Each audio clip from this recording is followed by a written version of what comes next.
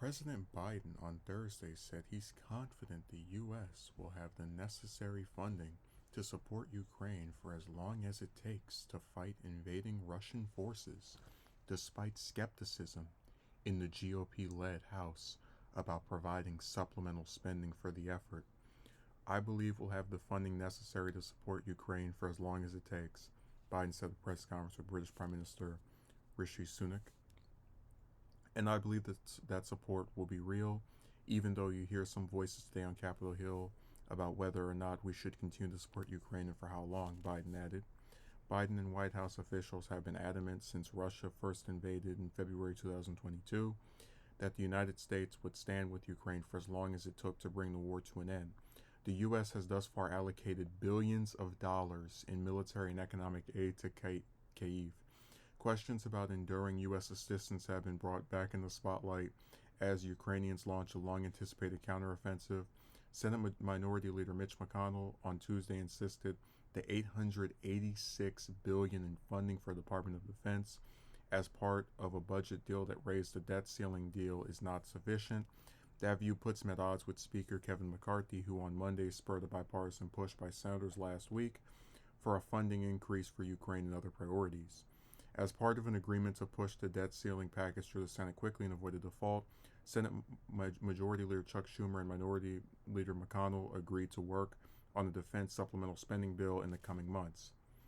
Senate Republicans who were part of that push last week maintained that additional money for the Pentagon will be needed in the coming months. So, I'm someone who's progressively become more and more disenfranchised with American involvement in Ukraine. And what I mean by that is I'm not against the principle of, giving some aid here or there, or trying to call for a ceasefire.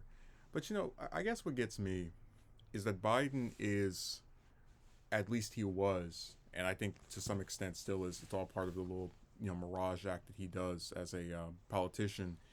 He's someone who,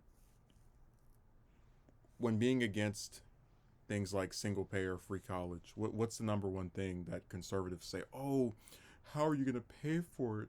Where are you going to get all this money from? And yet the same person, and we're not even talking about Republicans, but the same person of his ideology in the past with these particular issues has no problem getting in front of a stage and declaring we'll have the funding necessary to support Ukraine for as long as it takes. He has no idea when this war is going to end. It's already been a year. This could last the rest of his term, whether he has one term or two. This could last, for all we know, several years. We have no end in sight. And the money that's being distributed, as far as we know, isn't going to arranging talks for a ceasefire or any other surefire way to end all of this spending on our part. It's just, it goes presumably to weapons that are going to prolong the conflict even further. And like I said, I'm someone who, I'm not going to tell you the U.S., if it wants to or if its politicians want to, shouldn't support Ukraine to some degree, but there is a legitimate question of how much money do you give to this foreign country while sitting here and ignoring the plights of the people that live here. So the fact that he's able to sit there and pledge that we can do this basically forever should tell you that anytime somebody comes around talking about we can't pay this and it costs too much and where are you going to get the funds for this, they're very selective with when they want to distribute that message.